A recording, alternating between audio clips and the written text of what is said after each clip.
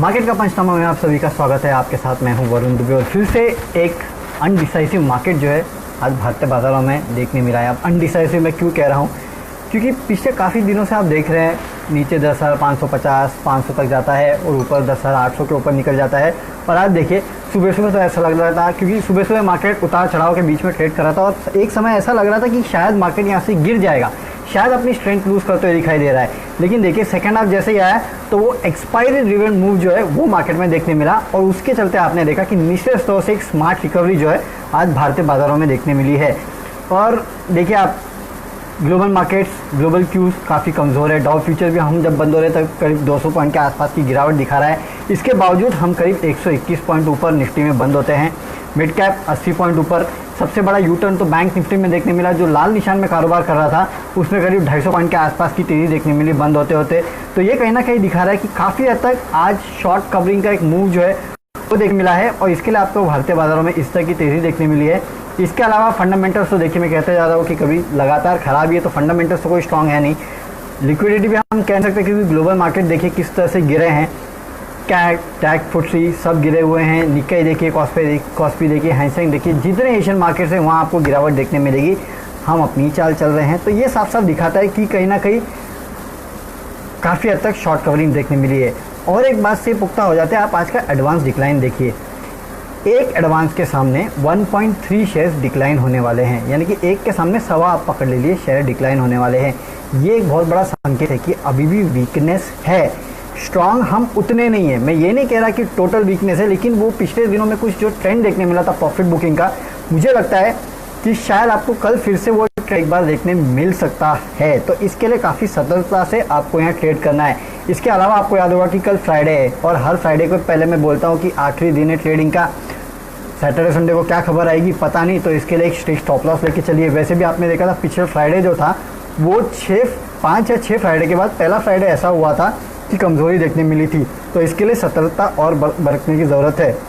आज एक काफ़ी अच्छा मूव था शॉर्ट कवरिंग का।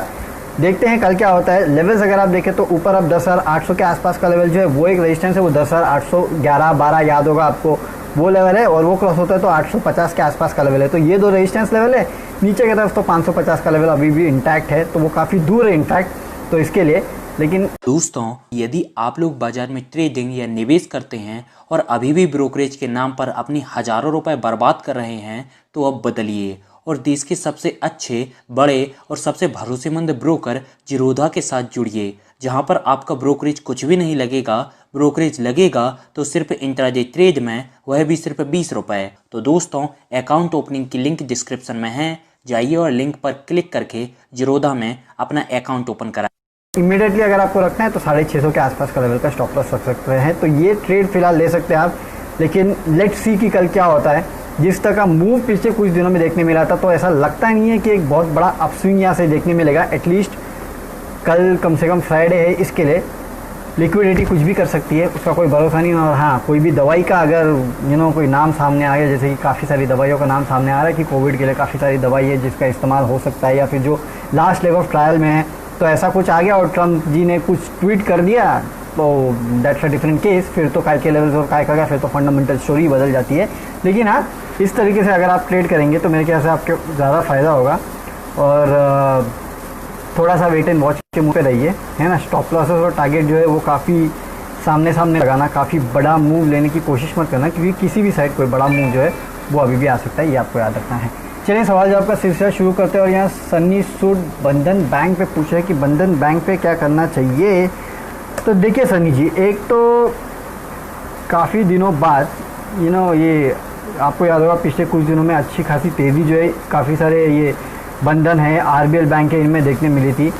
हालांकि कंपनियों के नतीजे ठीक ठाक है, इतना भी बहुत बड़ा डिसअपॉइंटमेंट नहीं है।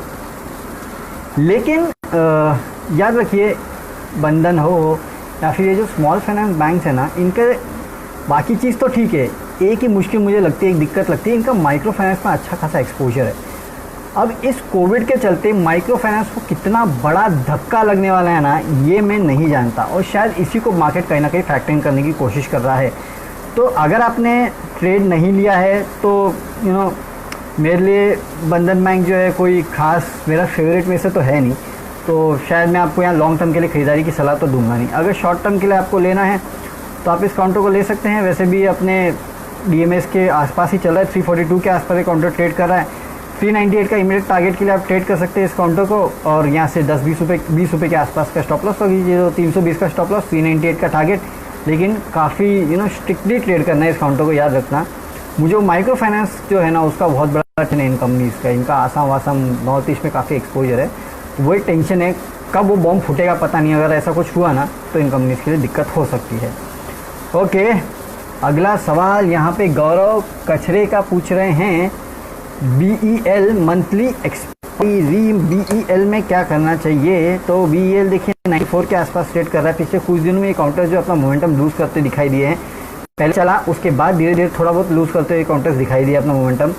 94 के आसपास है, काफ़ी क्रूशियल लेवल के आसपास है। 100 रुपये के आसपास का टारगेट रखिए और 90 रुपये के आसपास का स्टॉप लॉस होकर आप इस काउंटर को ट्रेड कर सकते हैं इस एक्सपायरी के लिए।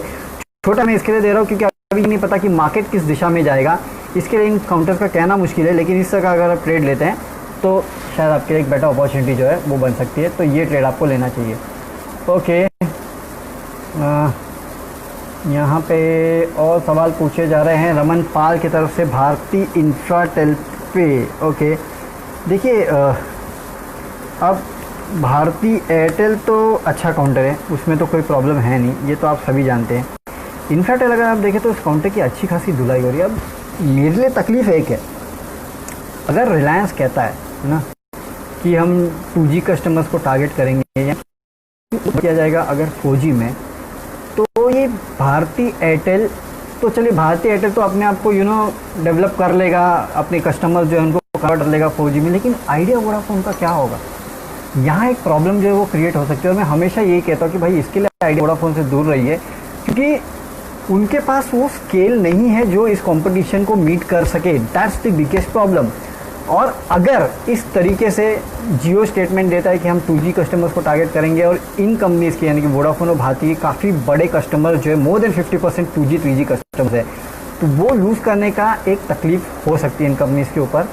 और अगर ऐसा होता है तो अगर एक प्लेयर बाहर चला गया ना तो समझिए जो टावर कंपनीज है उनको दिक्कत हो सकती है। और ये एक बहुत बड़ा रीज़न जिसके वजह से आपने आज देखा कि भारतीय इंफ्राटेल में भी गिरावट देखने मिली है। फिलहाल अगर आप इस स्पेस में टेलीकॉम इंफ्रास्ट्रक्चर पे एक्सपोजर लेना चाहते हैं तो ये सही समय नहीं है। लेना है तो टेलीकॉम कंपनीज पे लइए, और आपको तो पता ही है मेरी दो बेट कौन सी है, रिलायंस एंड भारतीय एयरटेल, तो इन दो कंपनीज पे लेना है तो लीजिएगा। बाकी इंफ्राटेल ये सब कंपनी से दूर रहेंगे तो ज़्यादा बेहतर है। शिबू मंडल कोटक बैंक 40 शेयर 1290 पे। देखिए कोटक बैंक कंपनी अच्छी है, बहुत अच्छी है, नो डाउट। 1290 का अगर आपने लिया है तो मेरे ख्याल से आपको इस काउंटर में बने रहना चाहिए। अगर आप ट्रेडर हैं तो नहीं कर सकते क्योंकि ऑलरेडी आपको 30 रुपये के आसपास का प्रॉफिट हो रहा है। लेकिन ये काउंटर मुझे लॉन्ग टर्म के लिए बहुत अच्छा लगता है, इसके लिए मैं हमेशा कहता हूँ कि इस काउंटर में बने रहिए।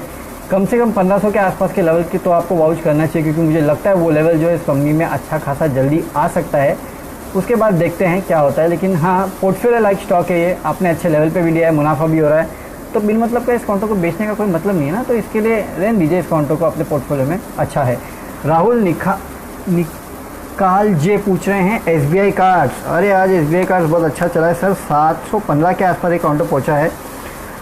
नो डाउट ये काउंटर मैं आपसे हमेशा 500 के लेवल से आसपास से भी कहता आया हूँ कि इस काउंटर को ले लीजिए, पोर्टफोलियो में रखने लायक काउंटर है ये। नो डाउट इस स्पेस में कंपटीशन बहुत है, शायद ये बिज़नेस भी उतना अच्छा नहीं है जितना मैं बाकी बिजनेस को बोलूँ। लेकिन एक बात याद रखिए, मैं हमेशा इससे कहता रहता हूँ कि अगर एक कार्ड बिजनेस में आपको एक्सपोजर लेना है तो इंडिया में केवल SBI कार्ड ही है। और आज के टाइम पे एक चीज़ है कि आप ज़्यादा से ज़्यादा पेटीएम करना चाहेंगे, अपने जो कार्ड्स है उससे स्वाइप करना ज़्यादा प्रेफर करते हैं, या ऑनलाइन शॉपिंग करना ज़्यादा प्रेफर करते हैं, कार्ड इस्तेमाल होता है मोर देन कैश, तो उसका फ़ायदा जो इन कंपनीज को मिल सकता है। लेकिन हाँ, एक ही चीज़ है कि वो मोनोटोनियम का अगर कुछ इशू हुआ तो उसको लेके एक बहुत बड़ा प्रॉब्लम हो सकती है इन कंपनीज के, वो एक ही ये है प्रॉब्लम है। नहीं तो ठीक है, आपको इस कंपनी को अपने पोर्टफोलियो में रखना चाहिए। मुझे अभी भी इसमें 1000 का लेवल कहीं नहीं गया ऐसा लगता है, समय लगेगा, लेकिन हाँ ये लेवल इस काउंटर में ज़रूर आएगा। मैं 500 रुपये से चिल्ला रहा हूँ इस बारे में, तो 220 रुपये तो आप लोगों ने कमा ही लिए होंगे। अगर आपको लेना है तो अभी थोड़ा वेट कीजिएगा, पे लेना है, अगर है तो होल्ड कीजिएगा। अगर नए आप सोच रहे लेने का तो थोड़ा वेट कीजिएगा, थोड़ा नीचे आने दो इस काउंटर को, फिर आप फिर से एंट्री कर सकते हो। हालांकि इन लेवल पे भी अपना 20% पोर्टफोलियो का या फिर जितना पैसा आप इस काउंटर में लगाना चाहते थे उसका 20% आप इस काउंटर में अभी भी लगा सकते हैं, नो प्रॉब्लम। 80% और लगाने के लिए थोड़ा वेट कीजिए। मुझे लगता है इतनी तेज़ी के बाद ये काउंटर थोड़ा नीचे आएगा, तो जब नीचे आएगा तब मेरे ख्याल से आपको इस काउंटर में पैसा लगाने का और अच्छा मौका जो है वो मिल सकता है। ओके, किसी ने मुझे यहाँ पे डीमार्ट के ऊपर क्वेश्चन पूछा था, मुझे याद है जब स्टार्ट में कर रहा था तभी, चल मैं नाम भूल गया किसने पूछा था, लेकिन मैं बता ही देता हूँ डीमार्ट के ऊपर। देखिए डीमार्ट, अब ये काउंटर है ना, इसके साथ तकलीफ़ क्या है। अब इसके साथ प्रॉब्लम ये हुई है कि एक तो इन कंपनीज़ ने इस कंपनी के जो नतीजे आए थे अनुमान से थोड़े ढीले थे, मैंने आपको बताया भी था। जो कमेंट्री थी ठीक ठाक थी। हालांकि इनका कहना है कि अभी भी अनसर्टेनिटी है, तो इनको पता नहीं है कि आगे होगा क्या। इनकी जो वैल्यू प्रोडक्ट्स है उसके लिए थोड़ी डिमांड जो है कम हो रही है। तो जाहिर सी बात है, अब लॉकडाउन है और मुझे कोई प्रोडक्ट चाहिए तो मैं ये थोड़ी डिस्काउंट क्या चल रहे हैं, क्योंकि आज की हालात ही ये है। तो dates a different case. Lockdown कब ख़त्म होगा पता नहीं। मुझे सिर्फ एक दिक्कत इस कंपनी के साथ लगी है, इन्होंने डीमार्ट रेडी का जो होम डिलीवरी है ना वो बंद कर दिया। पता नहीं क्यों बंद कर दिया, इनको लगा कि सब कुछ खुल गया तो बंद कर दे, लेकिन ऐसा होता नहीं। मेरे ख्याल से वो मॉडल काफ़ी अच्छा था। हालांकि कंपनी का कॉल है उनको जो करना है, लेकिन हाँ दिक्कतें थोड़े टाइम तक रहेगी इन बिजनेसेस में, नो डाउट। एफएमसीजी में भी रहेगी, जैसे कि एचयूएल ने खुद ने कहा था कि हमारे मार्जिन जो है उसमें प्रॉब्लम है, आगे जाके मार्जिन थोड़े दबाव में रहने वाले। लेकिन ग्रोथ को लेकर वो अभी भी कॉन्फिडेंट है। उनका कहना था कि ग्रोथ जो है वो काफ़ी बेहतर रहेगी। रूरल ग्रोथ जो है वो ऑलरेडी इस लॉकडाउन के पहले अगर आप देखें तो वहाँ से थोड़ा प्रॉब्लम ऑलरेडी आ रहा था और वो प्रॉब्लम थोड़ा और एग्रीवेट हुआ है। तो ये सब तो गिवन है, बट अगर हालात ठीक हो गए और कल को दवाई निकल गई तो क्या होगा, तो इन कंपनीज का धंधा फिर चल पड़ेगा और बहुत अच्छा चलेगा। मैं बता रहा हूँ आपको कि इस कंपनी का बिजनेस मॉडल बहुत अच्छा था। दूसरा एक बड़ी प्रॉब्लम यह है कि इस कंपनी के जो शेयर्स है काफ़ी स्ट्रॉन्ग हैंड्स में है, ये बात आपको नहीं भूलना चाहिए। ठीक है, पहले भी एक काउंटर 1900-2000 के आसपास आया है, उसके बाद एक फिर से अपमूव इस काउंटर ने दिखाया है। अगर आप पोर्टफोलियो में इस काउंटर को रखना चाहते हैं ना तो मेरे ख्याल से अभी भी रखिए। हालांकि एक्सपोजर थोड़ा कम कर दीजिएगा क्योंकि चिंताएं हैं, आगे के लेके अनसर्टेनिटी है। तो आज अगर आप 100 रुपये लगाना चाहते थे तो 50 रुपये लगाइए, 50 रुपये जेब में रख के बैठिए। अगर फिर से अपमूव देखने मिलता है और थोड़ा भी अपमूव आ गया ना जिस दिन, तो देखिए काउंटर फिर से 2300-2400 के आसपास जाएगा। हालांकि थोड़ा टाइम उसको लग सकता है, लेकिन हाँ जाएगा क्योंकि ये स्ट्रॉन्ग हैंड्स में है। मैं फंडामेंटल से ज़्यादा इस कंपनी को उस तरीके से देखूंगा कि इस कंपनी की जो स्टॉक्स है वो किसके हाथ में है, वो बड़े बड़े इन्वेस्टर्स के हाथ में है। तो मुझे नहीं लगता ये काउंटर में ज़्यादा भारी गिरावट होनी चाहिए, लगता तो नहीं है। अगर हो गई तो हमारा बैड लक रहेगा, उससे ज़्यादा कुछ होगा नहीं। और अगर हो गई तो फिर सोचो, इनको अगर इतनी दिक्कत है तो बाकी कंपनियों को कितनी दिक्कतें होगी वो आप सोच लीजिए। तो इसके लिए मैं कह रहा हूँ तो थोड़ा पैसा लगाइए, थोड़ा रुक जाइए, wait and watch, let's see. अगर रिवर्सल आता है तो फिर पैसा लगाने का मौका होगा। 2300-2400 के आसपास काउंटर फिर जा सकता है, लेकिन थोड़ा समय लगेगा, तो आपको इस काउंटर को थोड़ा समय देना पड़ सकता है। चलिए इसी नोट पे आप विदा लेते हैं और कल आपके साथ इसी प्लेटफॉर्म पे फिर से जुड़ेंगे जो आपके बचे कुछ सवाल है उनका जवाब देने के लिए। साथ ही साथ सुबह 7 बजे हमारे बताएंगे इंडियन मार्केट्स को कैसे ट्रेड करना है, ग्लोबल क्यूज कैसे हैं और इंडियन मार्केट्स में कौन से इंपॉर्टेंट लेवल्स है जहां पे आपको नजर रखनी है। तब तक के लिए सी यू, गुड बाय। दोस्तों, यदि आप लोग बाजार में ट्रेडिंग या निवेश करते हैं और अभी भी ब्रोकरेज के नाम पर अपनी हजारों रुपए बर्बाद कर रहे हैं तो अब बदलिए और देश के सबसे अच्छे, बड़े और सबसे भरोसेमंद ब्रोकर जीरोधा के साथ जुड़िए, जहां पर आपका ब्रोकरेज कुछ भी नहीं लगेगा। ब्रोकरेज लगेगा तो सिर्फ इंट्राडे ट्रेड में, वह भी सिर्फ 20 रुपये। तो दोस्तों, अकाउंट ओपनिंग की लिंक डिस्क्रिप्शन में है, जाइए और लिंक पर क्लिक करके जीरोधा में अपना अकाउंट ओपन कराएं।